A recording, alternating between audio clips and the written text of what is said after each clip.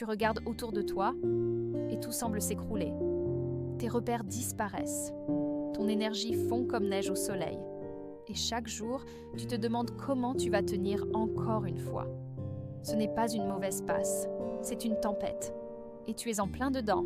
Mais écoute bien, ce n'est pas la fin. C'est un point de rupture. Et parfois, il faut que tout s'effondre pour que tu puisses enfin reconstruire différemment. Ce que tu vas entendre ici n'est pas une solution magique, c'est un chemin brut, un retour à l'essentiel, une vérité que tu n'as peut-être jamais entendue, mais dont tu avais désespérément besoin. Et si tu es là, c'est que tu es prêt à reprendre le contrôle, même s'il ne reste que des ruines autour de toi. On va le faire ensemble, jusqu'au bout. Tu sais ce que c'est que de porter un masque en souriant alors que, à l'intérieur, tout brûle. Tu continues de répondre « ça va » quand on te demande, mais en réalité, tu es à 2 doigts de lâcher prise. Ce n'est pas juste une période difficile, c'est cette sensation de se noyer lentement pendant que tout le monde autour de toi semble respirer normalement.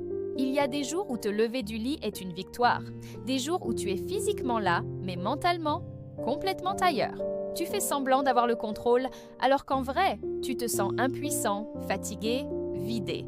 Et le pire, c'est ce sentiment de solitude. Pas parce que tu es seul, non, mais parce que personne ne comprend vraiment ce que tu vis à l'intérieur.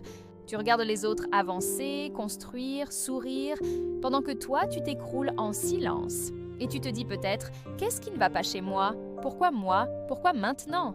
Mais laisse-moi te dire une chose importante, ce que tu vis maintenant ne te définit pas. Ton esprit, ton énergie, ton feu intérieur, ils ne sont pas éteints.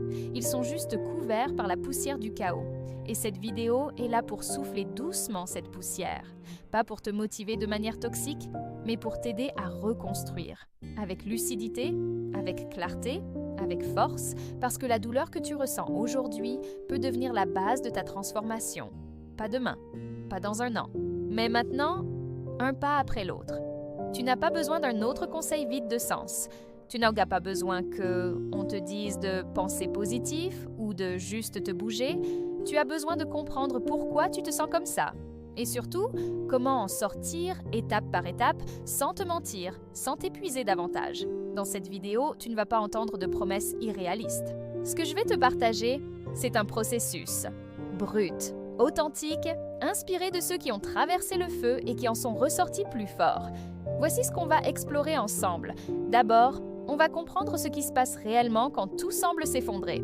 Pourquoi ton cerveau, ton corps et tes émotions réagissent ainsi? Et pourquoi c'est normal? Ensuite, on va décortiquer le mécanisme du survivre en mode automatique, celui qui t'épuise chaque jour sans que tu t'en rendes compte. Puis, on ira chercher ce qu'on peut faire concrètement, même dans le chaos.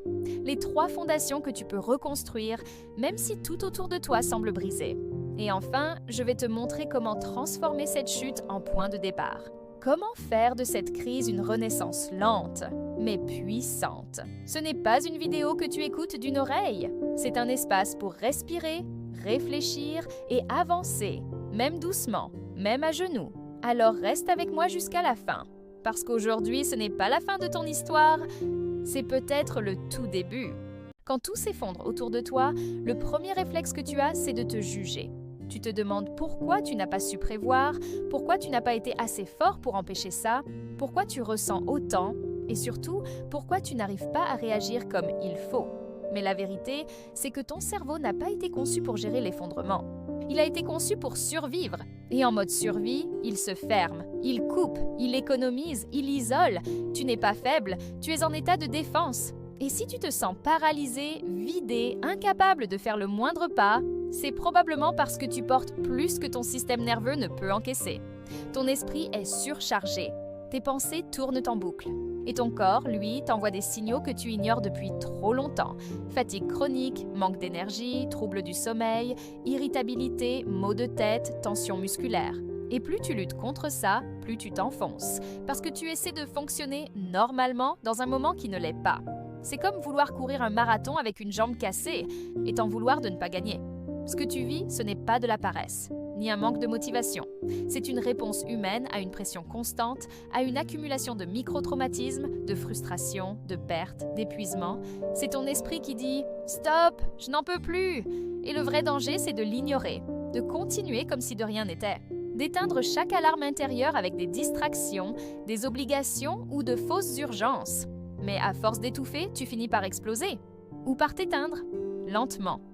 Voilà pourquoi la première étape pour reprendre le contrôle, ce n'est pas de faire plus, c'est de reconnaître ce que tu vis, de mettre des mots sur ce chaos invisible, de comprendre que ce que tu ressens est légitime. Parce qu'on ne peut pas réparer ce qu'on refuse de voir.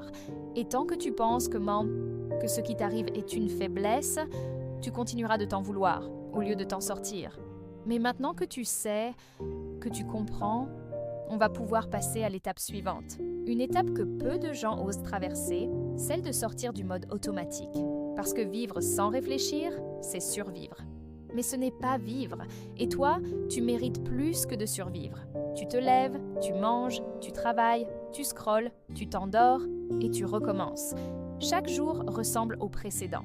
Tu fais ce que tu dois faire, mais tu ne sais même plus pourquoi. C'est comme si quelqu'un avait pris le volant de ta vie et que toi, tu étais juste là, sur le siège passager, à regarder défiler les kilomètres. C'est ça, le mode automatique, un état dans lequel tu vis sans vraiment être présent, tu fonctionnes, tu avances. Mais tu n'existes plus pleinement. Au début, ça semble utile. C'est rassurant, c'est pratique même. Pas besoin de réfléchir à tout, pas besoin de ressentir trop fort, juste faire ce qu'il faut. Mais au fil du temps, tu t'éteins. Tu oublies ce que tu aimes. Tu ne ressens plus de joie. Tu ne questionnes plus rien. Tu te contentes de tenir. Et plus tu restes dans ce mode, plus tu perds le sens. Tu vis pour remplir des cases, accomplir des tâches, faire bonne figure, mais à l'intérieur, tu cries. Tu peux avoir une vie bien remplie, entourée de gens, et pourtant te sentir vide. Et personne ne le remarque, parce que tu fonctionnes comme il faut. Le pire, c'est que le monde moderne encourage ce mode. On valorise ceux qui travaillent sans pause, qui encaissent sans se plaindre, qui font toujours plus. On te pousse à rester connecté, à rester productif, à rester fort, même si tu t'effondres en silence. Et un jour, tu te rends compte que tu ne sais même plus qui tu es en dehors de tout ça. Tu as oublié ce que tu ressens. Tu ne sais plus ce que tu veux vraiment. Tu es devenu un étranger pour toi-même. Mais il y a une vérité que personne ne t'a dite. Tu n'as pas été créé pour fonctionner comme une machine.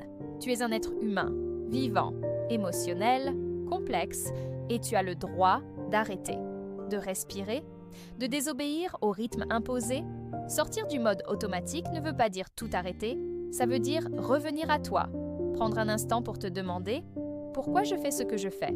Est-ce que ça me nourrit ou ça m'épuise? À quoi est-ce que je dis oui et à quoi je dis non ?» Ces questions paraissent simples, mais elles peuvent tout changer. Parce qu'à partir du moment où tu redeviens conscient, tu redeviens acteur. Tu reprends le volant et c'est là que tu commences doucement à reconstruire. Tu es peut-être en miettes, tu n'as peut-être plus rien entre les mains, mais tu as encore quelque chose de précieux, toi. Et à partir de là, il est possible de reconstruire. Pas tout d'un coup, pas en prétendant que ça va, mais pierre après pierre, fondation après fondation.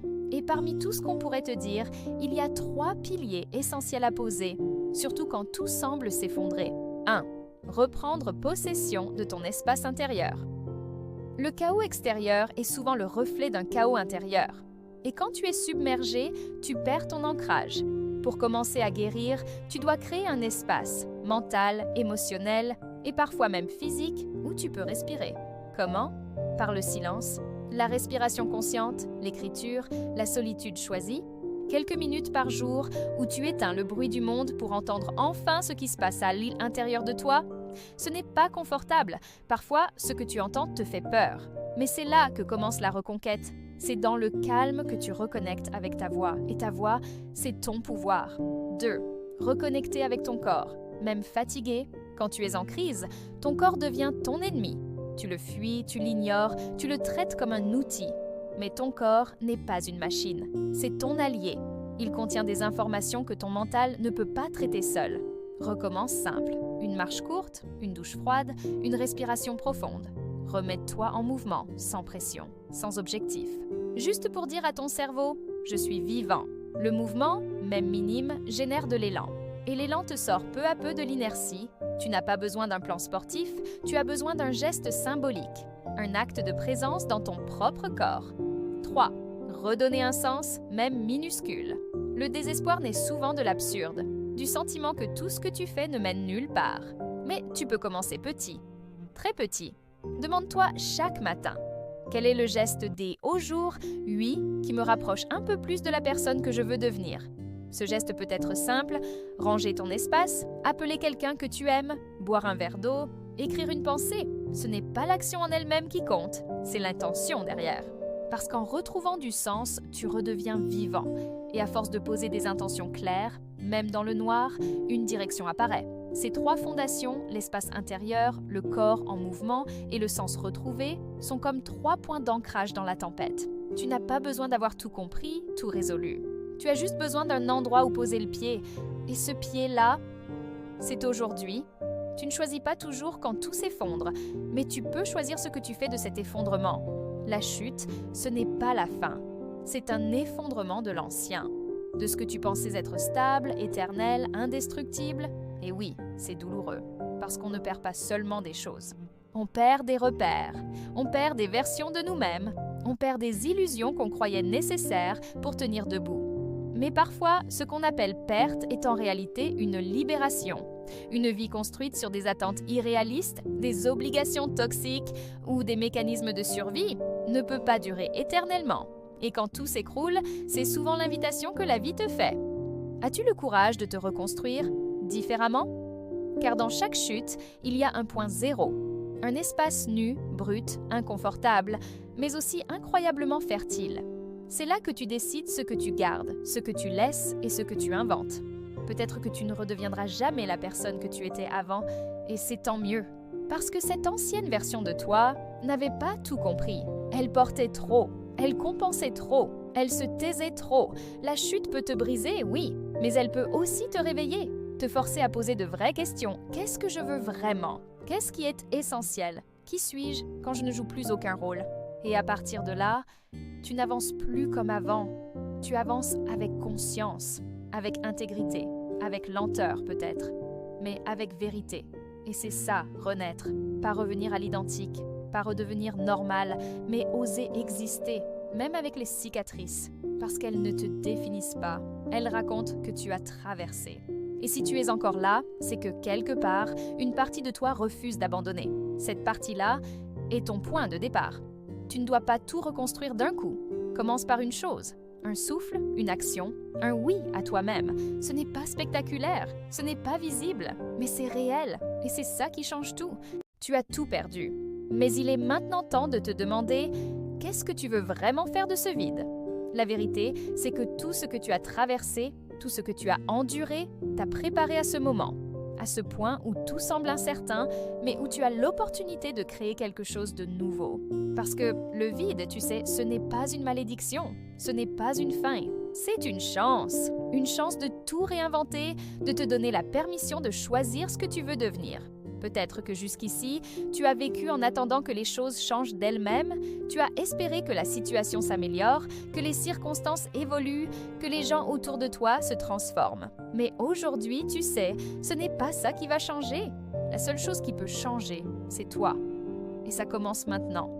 Pas demain, pas dans un mois, maintenant. Si tu attends encore la solution magique, le miracle qui va tout arranger, tu risques de rester coincé dans cette attente éternelle. Mais si tu fais le premier pas, si tu oses tourner la page, si tu t'autorises à laisser tomber ce que tu pensais être le seul chemin, alors là, tu entres dans un processus puissant. Parce que la vraie force ne réside pas dans le fait de ne jamais tomber. Elle réside dans le fait de se relever chaque fois. Tu as traversé la tempête. Maintenant, il est temps de regarder les décombres comme une toile vierge. Ce qui a été détruit peut être reconstruit. Et parfois, c'est dans les ruines que naît la plus grande force. L'essentiel est déjà là. Tu as en toi la résilience, la sagesse et la volonté d'aller au-delà de cette épreuve. Le seul obstacle à ta renaissance, c'est ta peur de l'inconnu. Mais la réalité, c'est que l'inconnu est ton terrain de jeu. C'est là où ta transformation prend racine. C'est là que ta véritable vie commence. Mais tout commence par une décision, celle de ne plus te laisser enfermer dans des schémas qui ne te servent plus. Et cette décision, c'est toi qui l'as, aujourd'hui, ici. Alors qu'est-ce que tu choisis? Tu as tout ce qu'il faut pour avancer. Le seul problème, c'est que tu as longtemps cru que tu n'étais pas prêt, que tu n'avais pas assez de ressources, que les circonstances n'étaient pas idéales. Mais regarde-toi maintenant, regarde ce que tu as traversé. Ce n'est pas un hasard, ce n'est pas une coïncidence. Tout ce qui t'est arrivé t'a préparé à ce moment exact. Et aujourd'hui, tu as le choix. Le choix de rester dans le confort de l'ancien, de rester dans la sécurité des habitudes, de rester là où tout est connu. Mais tu sais quoi? Ce confort, il t'empêche de grandir. Il te maintient dans cette prison invisible et tu n'es pas fait pour vivre dans une cage. Alors, prends une grande inspiration. Ose faire le premier pas. Ose sortir de cette zone de confort qui te prive de ta véritable liberté. Aujourd'hui, il est temps d'agir. Mais attention, ce n'est pas une action isolée. Ce n'est pas un acte ponctuel. Ce n'est pas un simple changement de direction. C'est un engagement envers toi-même.